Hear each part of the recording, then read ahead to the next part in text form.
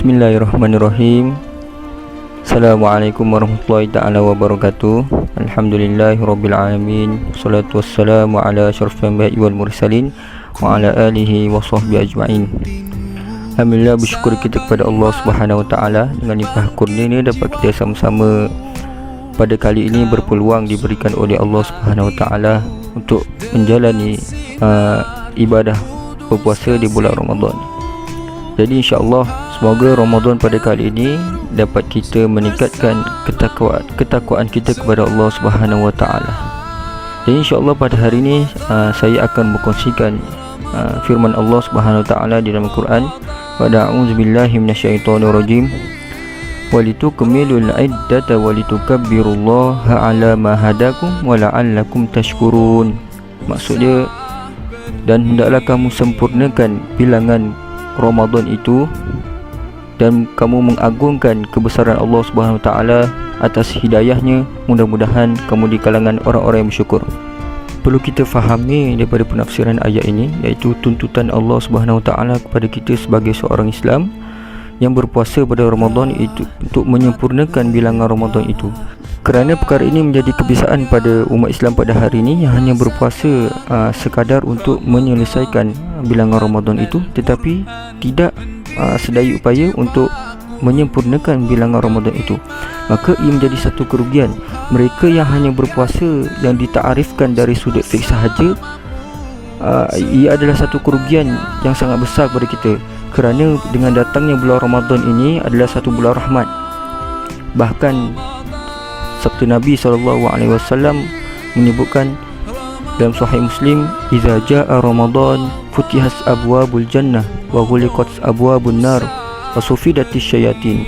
Apabila datangnya Ramadan, maka akan dibukakan pintu-pintu syurga. Maka ia adalah satu peluang kepada kita yang berpuasa pada Ramadan.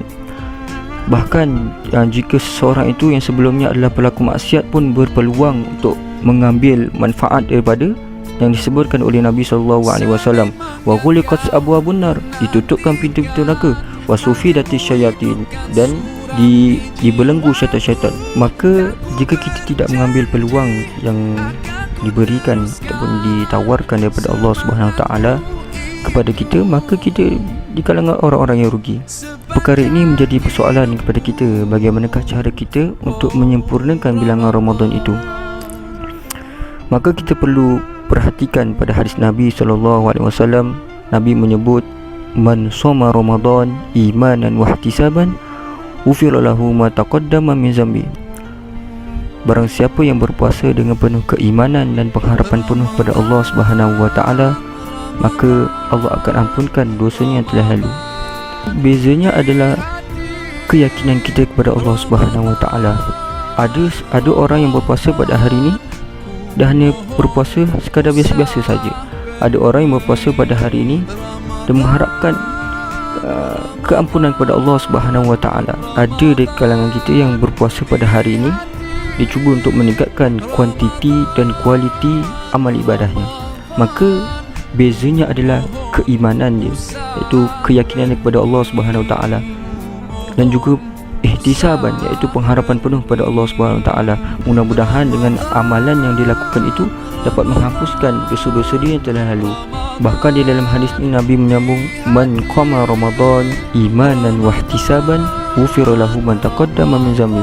Barang siapa yang menghidupkan malam Ramadan dengan penuh keimanan dan pengharapan penuh pada Allah Subhanahu wa taala, maka Allah akan ampunkan dosa-dosanya yang lalu.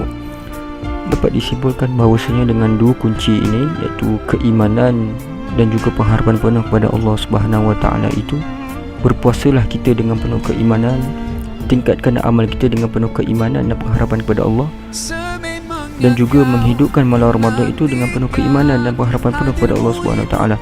Mudah-mudahan dengan keimanan dan pengharapan penuh kepada Allah Subhanahu wa taala itu dapatlah kita mencapai tujuan ataupun maqasid kita, iaitu dapat menyempurnakan bilangan Ramadan itu, lantas dapat meningkatkan ketakwaan kita kepada Allah Subhanahu wa taala.